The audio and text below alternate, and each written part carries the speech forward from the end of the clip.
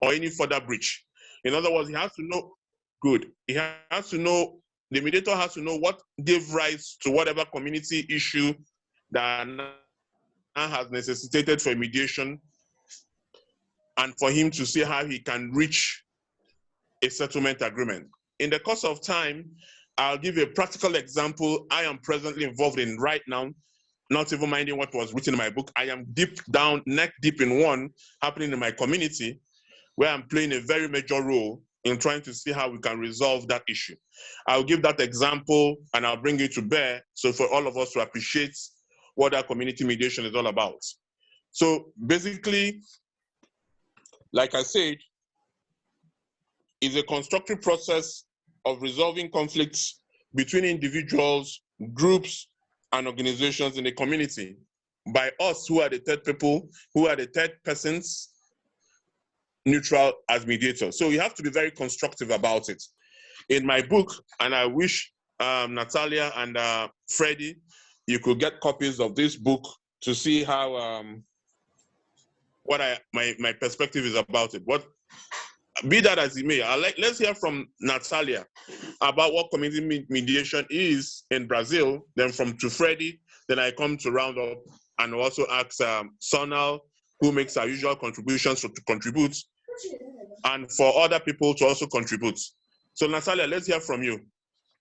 Okay, I'm in São Paulo, Brazil, and São Paulo is known as Selva de Pedra, stone jungle, because we have many buildings, and according to the study 2021, vertical residential properties went from 767,000 units to 1.38 million. So Professor Capanema said that we all need to understand that living in a condominium requires renunciation and an understanding mainly of the fact that collective interests must be above personal interests. So the word condominium indicates the ownership of more than one person at the same time of a certain good or parts of a good. And condominium are true industries of conflict production, of disagreements between individual interests versus collective interests, assuming that this housing model is already established in our society, which is a market that generates foreign exchange, employment, with great financial impact on various economic segments, condominiums, small companies, each with a different profile, be it the economic profile of the residents, cultural and regional profile, among other situations, need a more effective way to guarantee the maintenance of misunderstandings and problems generated in these environments. So why think about condominium mediation? So conflict mediation is a reality in my country being provided for in the new Code of Civil Procedure, and they have its own legislation, Law 13,140, 2015. As in other contexts, condominium mediation is also today a very advantageous option for condominium issues. And not only condominium mediation itself, but its tools can also be of a great value to condominium administrators, professional or organic syndics, or any interested owner.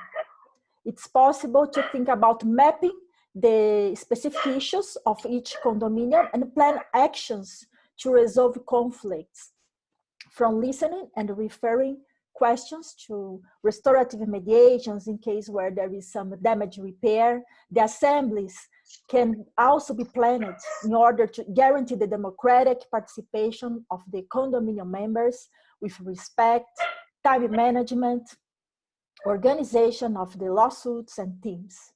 The big theme in living spaces is usually communication, and there are many ways to improve communication.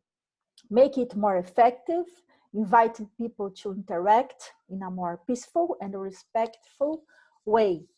And a survey carried out by the Brazilian Association of Property Administrators estimates that the number of complaints between neighbors has tripled since March 2020, when the period of social isolation began. This is because these are places of intense coexistence, which bring us great challenges. And there are all kinds of complaints. One of the main ones related to the noise caused by the residents.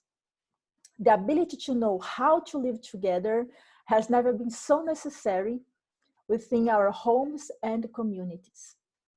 The greater coexistence in certain environments imposed in a surprising way in these times of crisis and pandemic has opened up and exposed several situations and problems that before seemed of lesser expression.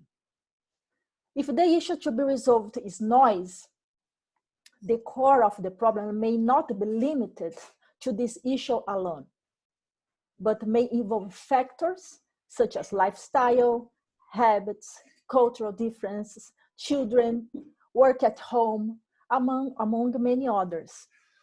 So the mediator, impartial and properly trained, is able to analyze the environment and access the determining factors, helping to create a favorable scenario of the construction of solutions. Over the years, mediation has established itself as a method capable of bringing countless advantages to those who use it. One of the benefits in the effectiveness of the agreements that are made, since almost of them are fulfilled, because the people who are involved in the conflict participated in the construction of the solution, which generates commitment to implementation in a natural way, as well as the economy time, as problems can be resolved just one or a few mediation sessions, which last a few hours and cost savings, as it is usually known in advance the amounts that will be spent without surprises. And the Superior Court of Justice has already decided that it's possible to insert a provision in the condominium agreement for the use of a mediation and arbitration clause to resolve disputes involving condominium members, preventing such matters from being taken to the judiciary, where those involved will hardly find a solution within a reasonable time. Promoting conflict brings benefits to all parts of the condominium ecosystem. I don't know if Fred wants to present, or if I continue.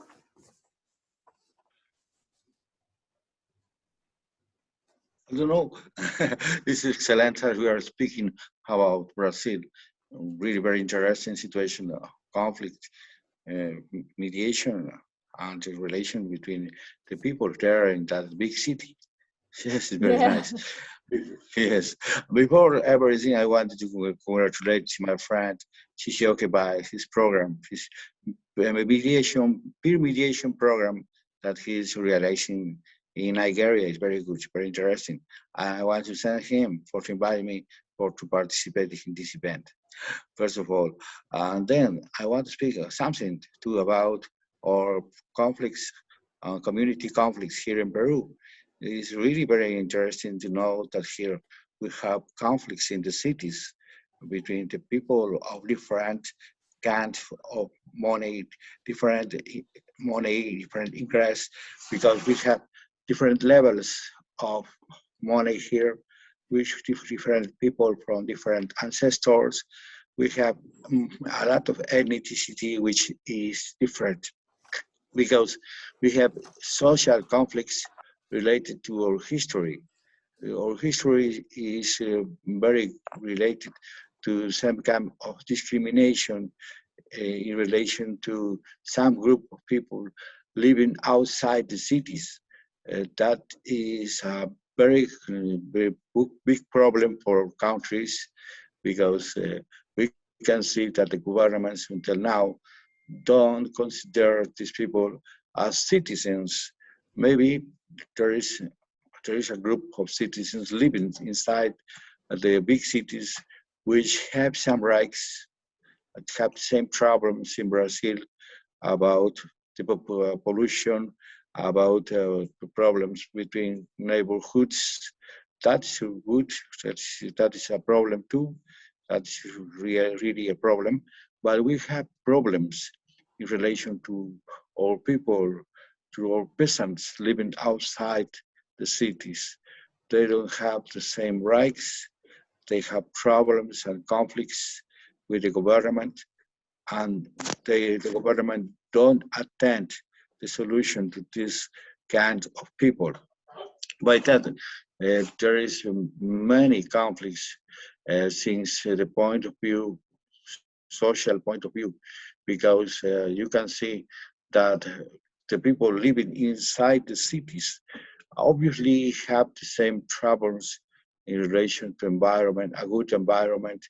There is not a good environment because the pollution and because the poor zones of the capital cities, of the main cities, are not in good state in relation to enterprises. There is not a good social responsibility from these enterprises, companies, with the citizens living around the zones which are very poor.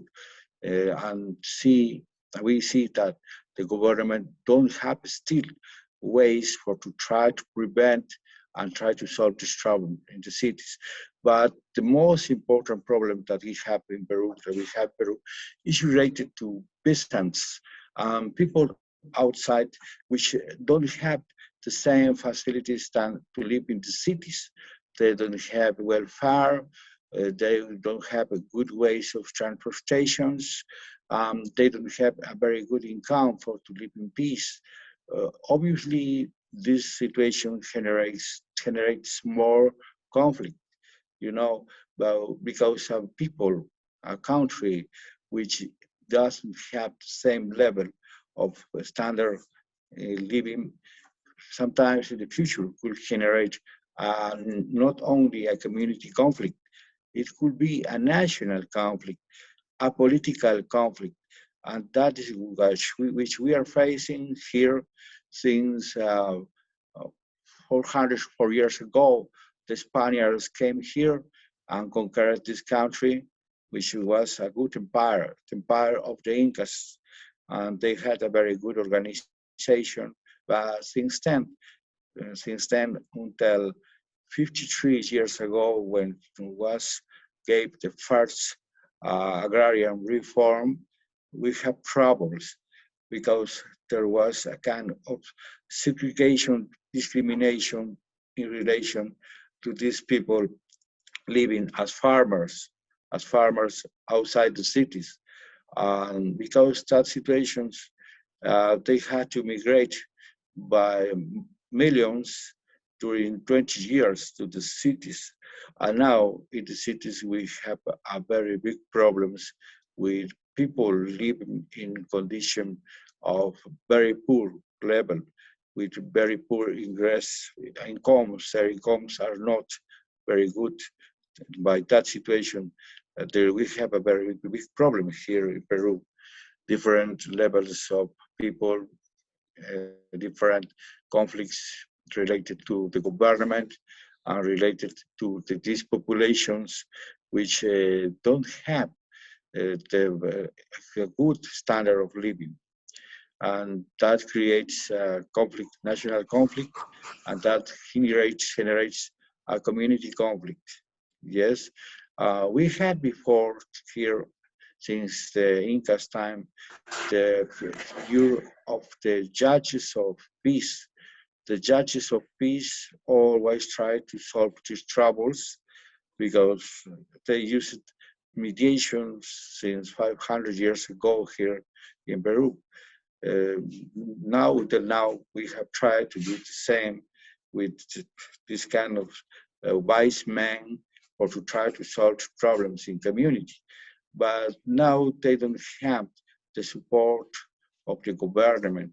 They don't have the now support of the government because they try to use the Occidental system of justice, which, well, we suppose that it has its virtues, is good in a good manner too, but we must try to keep the system, the native system, which was used since the Inca's time, or to try to keep the peace in the communities. And by that, the conciliation system, which was created almost 25 years ago, try to work jointly with the judges of peace or to solve community conflicts.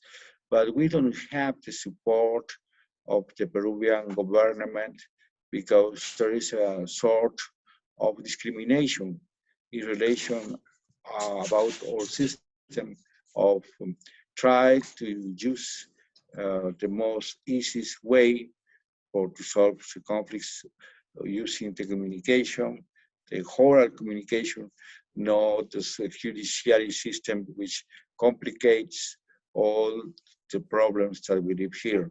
But as you said, Natalia, we have the same problems in the cities in relation to populations with conflicts living in a very big city, or very big cities in the country, and neighborhoods crowded of problems of that kind. We have that too.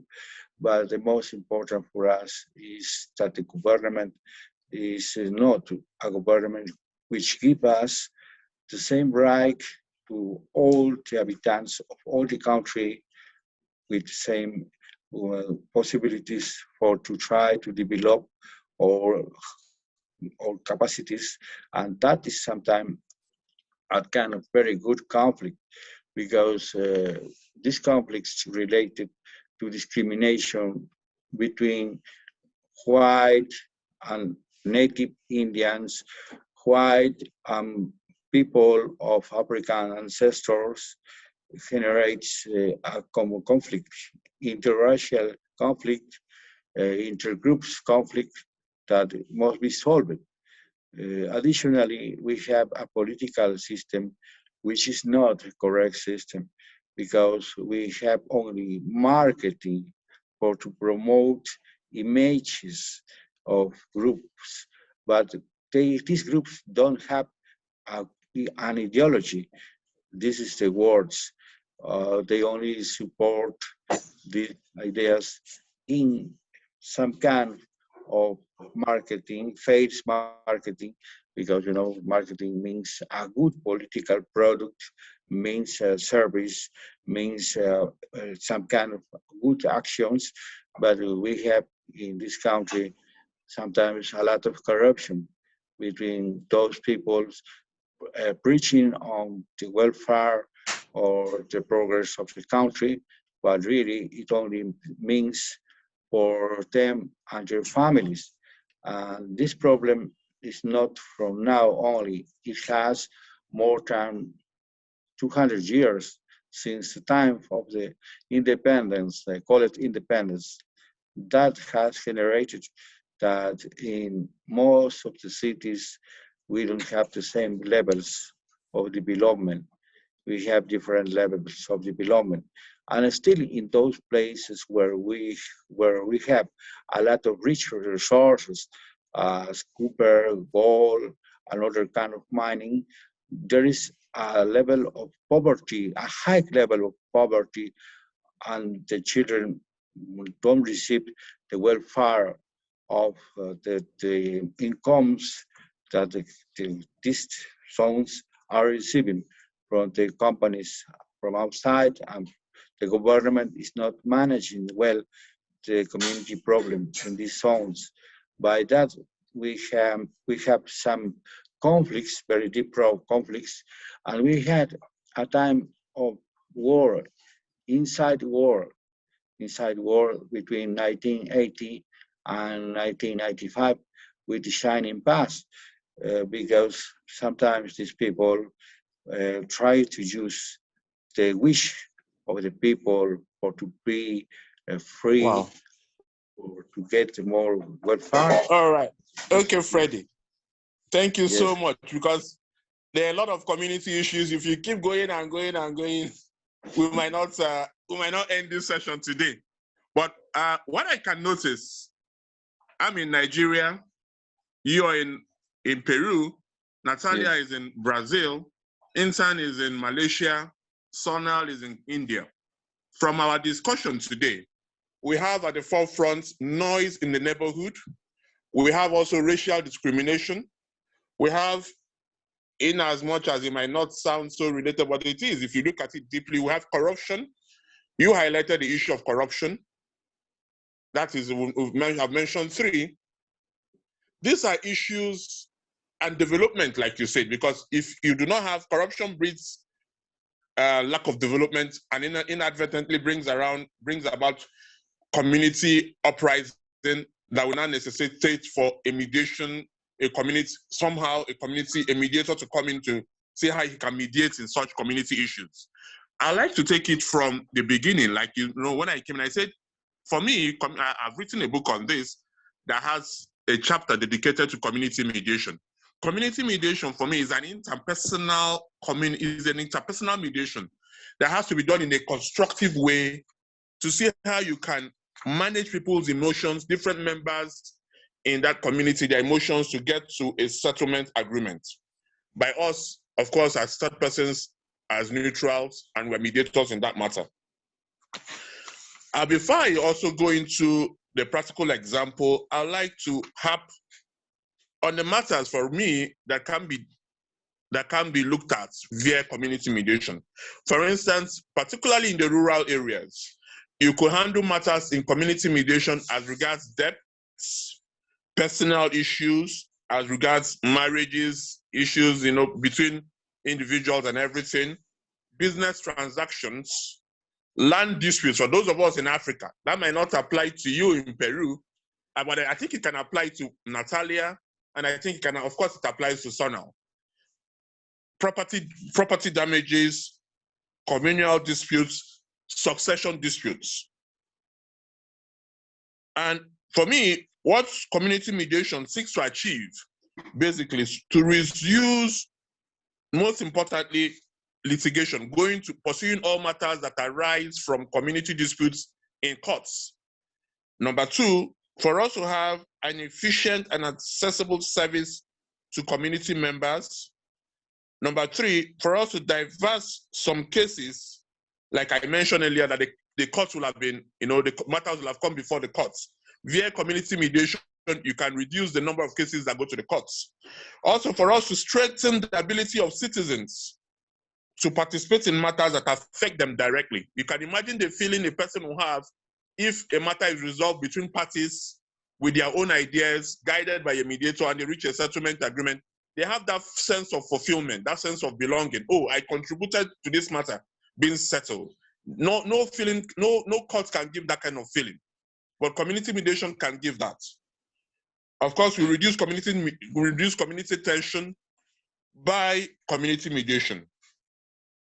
Advantages of community mediation, most importantly, we all come from communities. So the main advantage is that we preserve our relationships.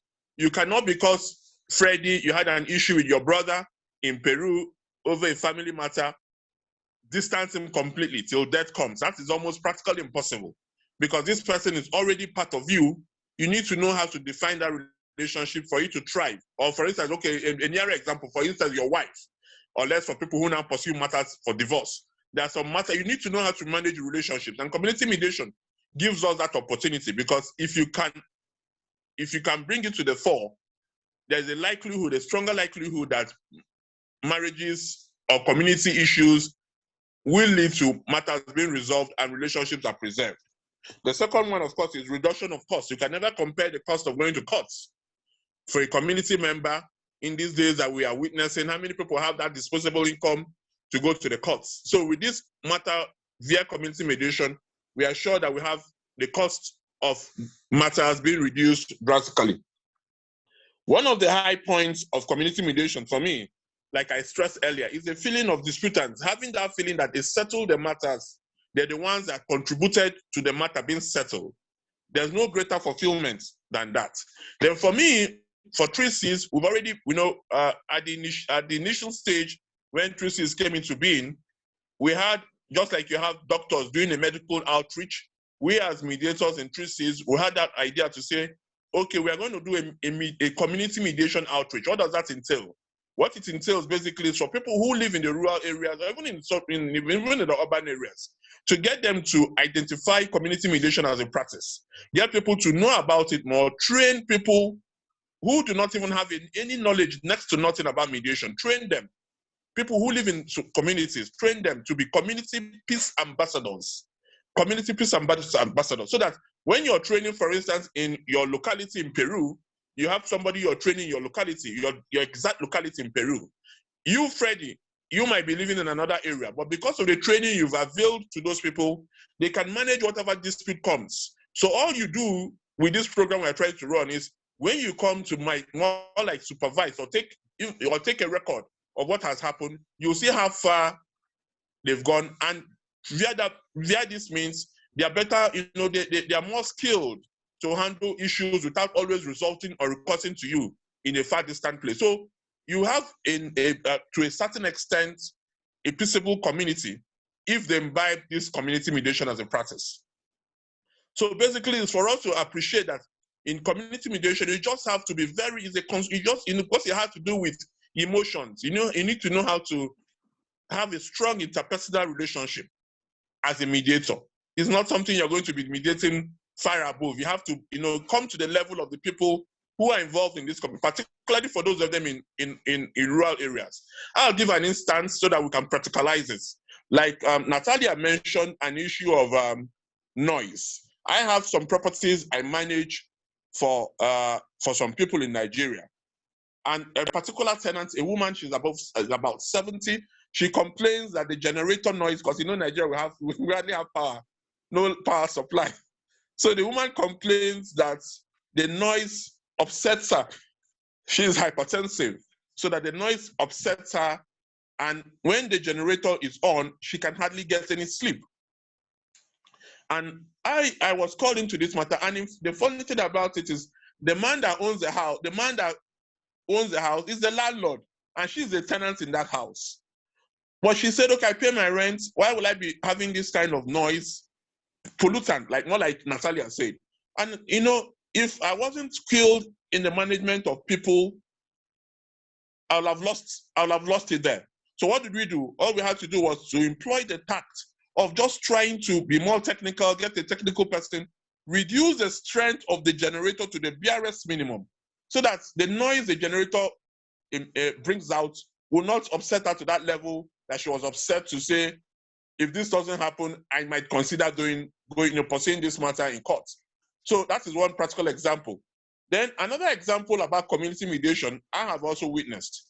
A particular community had a need for a company had the need to build a field, a football playing field, for them to use it as a kind of center, an event center where they will make money and do all sorts. Then the community members were against it. They felt it was going to be a security risk to them, and also it was going to disturb their so-called, pardon me for using our word, quietude. They felt the place was going to be unnecessarily noisy for them when a lot of people come in to use that field. So what did we do here? We had to tell them to look at the advantages of what that field portends for them.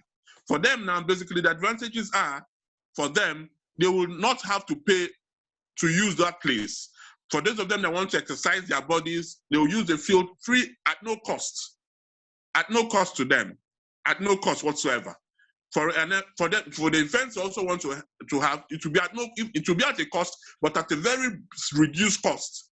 So by this, and also by this accepting these terms, being guided properly by us for them to reach the settlement agreement, the people that had the field, they make their money. The community members also use it as a form of a relaxation center.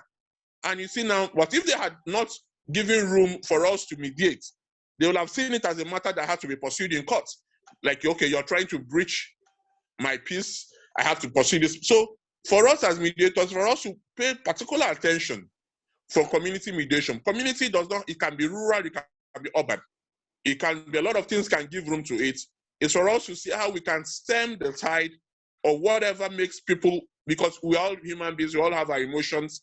We all have to see how to build our interpersonal relationships as mediators so that we can, if we have a strong interpersonal relationship, we can, to a great extent, manage other people who come to us, the disputants, their relationships, so that we can at least get, at least to a certain extent, a peaceable community. Another one, and before I cede the floor to also give practical examples, is for us in Nigeria, you must have read where you have the herdsmen and the Fulani people who are cattle rearers, and there are some people who are farmers. So you see, the cattle rearers, their cows go to kill people's crops in the farms. So, but the Nigerian government has not been receptive to some suggestion. I, for one, would have suggested, why don't you take these Fulani people and the cattle rearers to an area that will maximize, they'll maximize, sorry, beg your pardon, they'll make a lot of money, maximize profits, get the best for their cows, get the best for themselves in an area, than coming to an area where you know you're going to cause rifts. There are some areas in the north that is enough for them to do whatever they want to do, make the best out of their cows, make a good living, and not cause problem. But the Nigerian government has not yet become very receptive to these suggestions from some very, reliable quarters and very competent quarters, I dare say. So that is it. We have to know how to manage people. And if you know that we must have community issues, but what we are trying to do as mediators is to try to see how we can reduce these issues to the barest minimum, and not all issues should actually be in courts, because the community practice, community mediation is kind of a mini court, in a mini session room where matters can be resolved. I gave you an instance of one again. In my village, the traditional ruler, many people have lost confidence in him. And I'm trying to tell them, yes, we might have lost confidence in this man, but let us consider the consequences of trying to push him out and what it brews for us as a community going forward. So we need to know how to manage emotions so that you don't blow it off and it suddenly consumes everybody. So as a community mediator, particularly, you have to build a strong interpersonal relationship. You need to be very constructive, more than ever before. There's no other practice of mediation. Yes, so you need to be on top of your game, top notch, because emotions come with spontaneity. It's spontaneous. So you need to know how to react spontaneously in a particular manner, so that you don't get caught up with whatever emotion anybody is bringing at that particular moment. You need to be above those people's emotions, so you're not caught up with their own emotions and derail the session. So maybe we can hear from Sonal. Sonal, maybe you might want to contribute to what we're saying. Sonal. Yes. Sorry for the electricity problem. Hello. Yeah. I'm trying. Oh, you're back. Oh, thank you. Yeah. Oh, finally, thank God. Good evening, Freddie and Natalia. Hi, how are you? Okay? Yeah. Hi, Good. Sima. She's okay, good. That was a very good perspective of African countries. As far as India is concerned, we have a diverse religious divide and cultural diversity also. India is home to a lot of religions. Hinduism, Muslims, Christianity, Buddhism, and Sikhism. So there are clashes between various communities, and especially because of the various religious sects. So recently there have been many community mediations, especially because of a place of worship happening, or there was farm laws, the government between the government and the farmers. So India has been very active in community mediation, and it has been a home, especially regarding the villages. There have been panchayat system where community mediation has been, from the ancient times have been conducted. Now, I wanted to ask Freddie and Daria also, since you have done mediations and community mediation, what is like, how does a mediator cope with different emotions and especially diverse, I mean, totally opposite religious or community sentiments occurring. So if we can discuss about that, that would be helpful, in my opinion. It would really be helpful. Like totally diverse and hostile environment. And how does a mediator bring about a harmonious environment so that they are able to discuss and progress towards a better future for all of them? Because thinking about one person or dispute between two people is one thing, and making a decision for the whole community and making a consensus decision for a lot of people will require a lot of deliberation on behalf of the mediator. That's what I feel. It's a mediator's role is very paramount.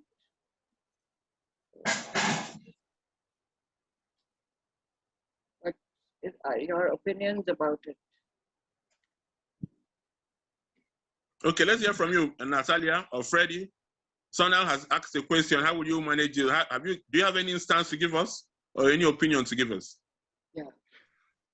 Yes, I see that in India there are many religious factors, and by that sometimes conflicts can be developed. But in other countries, maybe too, the religion has a very important place, and maybe is a way to create conflicts. But I suppose that in India you have a very good system that is trying to solve these the religious conflicts in the community, because you have a lot of Indian people which believe in many faiths, as you said. But I believe that all the citizens of this country, this very important country, have the will to try to solve troubles in a good way, in a good manner. I suppose that, yes. Okay. Let's hear from Sonal. Let's hear from Natalia. Hi. I think when I listen to many reports, we can learn many things, and many things are happening behind that petition. For example, in a session, the owner and his lawyer, the owner of a property and his lawyer, plus the doorman and his patron. What happened was that the doorman did not open the garage door because the vehicle was without proper identification. The condominium owner reports that the day was very rainy and that his wife was pregnant and close to giving birth, and the gate should be opened for him. The doorman, respecting the condominium rules, did not open it, even though he knew he was a condominium owner. This one got very nervous, and when he managed to get into the building, he went straight to the concierge, kicking the door and shouting that he was going to get him. The doorman reported that the luck was that the door was armored. During the reports, the owner apologized, said he was in a difficult situation and he was unemployed and he was pregnant, and wanted to end this impasse in that session. The doorman said he asked for a transfer to another condominium and he wanted moral damages. The doorman's lawyer began to get annoyed. when the conversation was moving towards pacification, and the monetary amount offered was below the initial request. The condominium owner once again tried to make the doorman aware of his situation, who was almost reaching a possible agreement. The mediator asked if the doorman was interested in accepting the proposal. When he stuck his back in the chair and turned his body to the right as if he was escaping the answer, and said, "My lawyer decides." So this was a mediation session, and I could see many problems.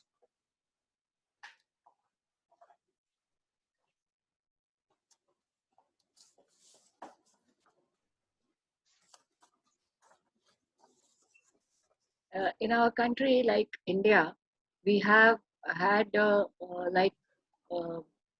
construction of a particular place,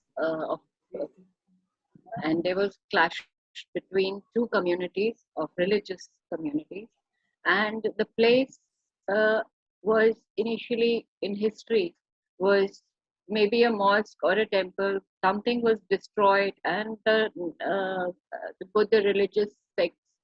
The important issue is that the parties involved were in thousands or maybe more. So a proposal to mediate this issue was, tried between, because even if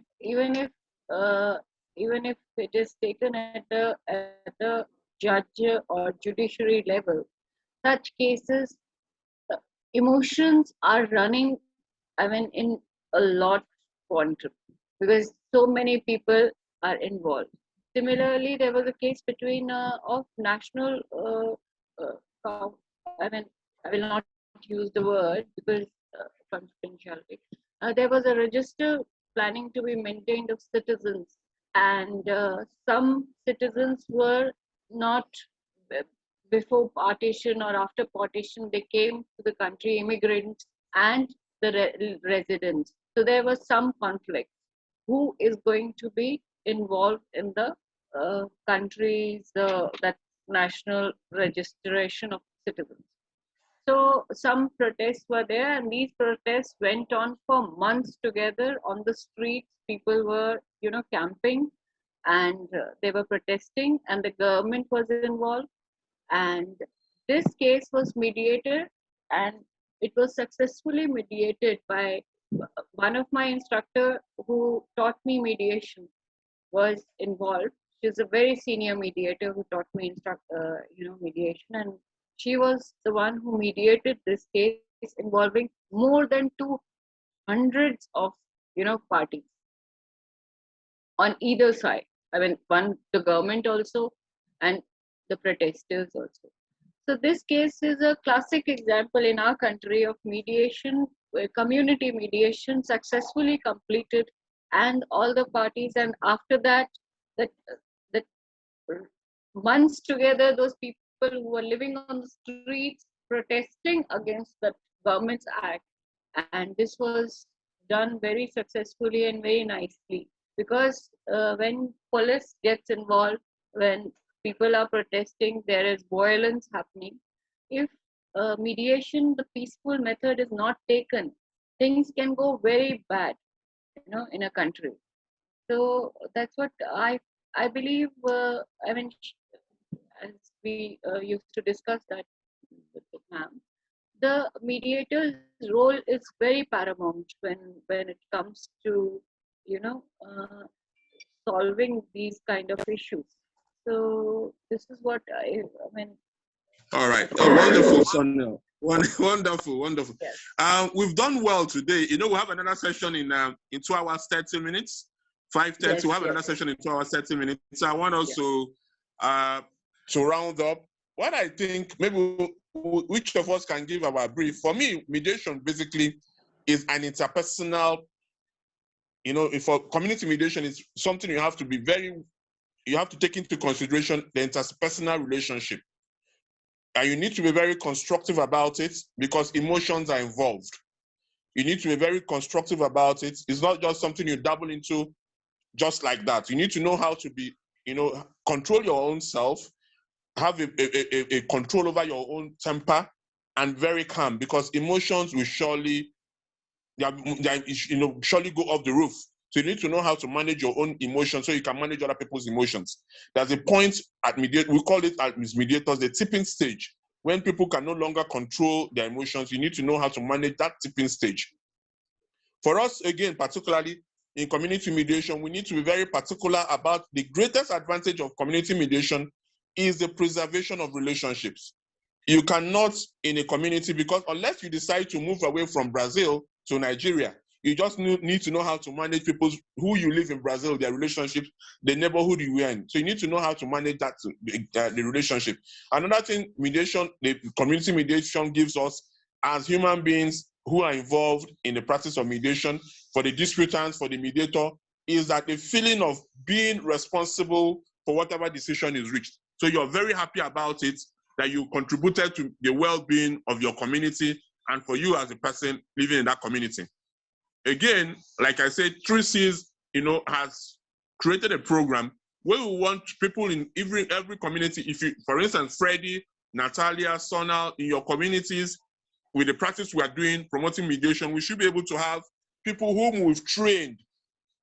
They may not necessarily be certified, but they can also build up to that eventually, for them to have this knowledge of how to manage this relationship, so that to a great extent, if you have 100% dispute, they should be able to manage 60, so that when you're coming in, you just pick up the 40 and everything goes very well. So this is a facet of mediation that needs to be taken very seriously, because as human beings, you cannot live in the sky, you live amongst human beings. You need to know how to manage your relationships so that we can have, to a certain extent, a peaceable community. Thank you so much, Freddie.